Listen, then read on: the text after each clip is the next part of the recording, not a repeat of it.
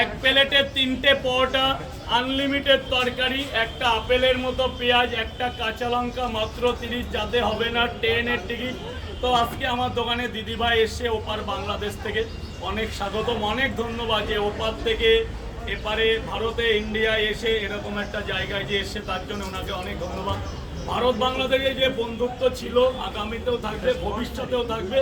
সেই 71 থেকেই আমরা একটা দুই দেশের একটা আন্তরিক সম্পর্ক, হয়তো কোনো কারণবশত একটু এদিক ওদিক হতেই পারে, আবার কিন্তু দুই দেশের মিলবন্ধন হতে চলেছে, আবার আমরা একপদ হয়ে যাব। আবার খুব তাড়াতাড়ি বাংলাদেশে বর্তমান সাবেক প্রধানমন্ত্রী তারেক রহমান জয়যুক্ত হয়েছে, তাকেও ধন্যবাদ।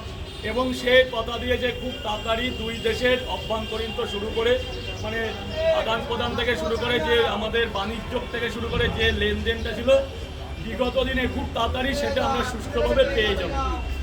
অনেক আপনাকে